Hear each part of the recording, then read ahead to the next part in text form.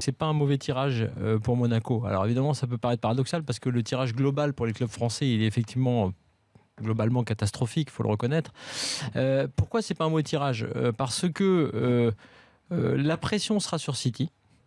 Sur Guardiola, qui va avoir de plus en plus de pression suite à ce qui se passe en Angleterre, suite à ces problèmes, on va dire, d'adaptation. Et je crois que Philippe Auclair va en parler peut-être tout à l'heure, ou de toute façon, on pourra en parler avec Philippe tout à l'heure avec les drôles de dames, dans la deuxième partie de l'after. Et moi, je trouve que ce Monaco-là, justement, qui en gros n'est pas considéré comme un grand d'Europe. C'est-à-dire que du côté de City, tu te dis pas que c'est un mauvais tirage. Tu te dis, voilà, Monaco, c'est totalement jouable. Sauf qu'ils savent pas en gros à quoi ils s'exposent, les joueurs de Manchester City. Et que Guardiola donc a entre guillemets un petit peu de mal à se caler, comme parfois d'ailleurs le temps lui aussi que tout se mette en place, qu'il prenne la mesure de son effectif. Alors il aura peut-être plus de facilité, c'est vrai, en Ligue des Champions qu'en Première Ligue, où il a du mal à s'adapter, on va dire, au championnat, ça c'est possible.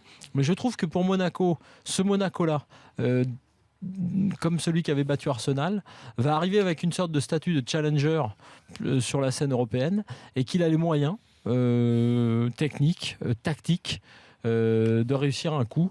Ils jouent le match retour à domicile, hein, c'est ça, Monaco? Évidemment, en plus ils étaient premiers du groupe. Donc ils ont le match retour à domicile. Mais ça va être 2 matchs à l'extérieur quand même. Ouais, certes, mais malgré tout, ce que je veux dire par là, c'est que je sens et je pense qu'ils peuvent aller, notamment au match aller, marquer à City. Et que cette équipe-là va marquer des buts et que je suis sûr que voilà, elle peut faire un coup. Et voilà, je sens cette équipe-là, je l'avais dit dans un autre avis tranché il y a quelques temps, je la sens faire un grand coup.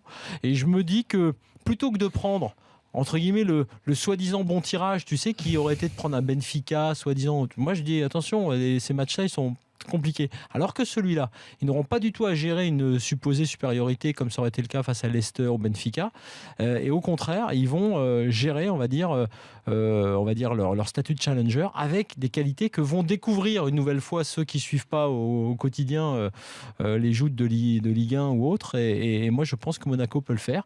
Après, il reste quelques petites incertitudes évidemment sur l'état de forme, c'est-à-dire que le City qu'on voit maintenant ne sera pas le City du mois de mars, et on va découvrir du côté de City également le buteur du Brésil, je le prononce toujours mal, Jesus, je ne sais plus comment on l'appelle, Gabriel Jesus, et que ce sera donc pas la même, par exemple avec ça, ce sera pas la même équipe.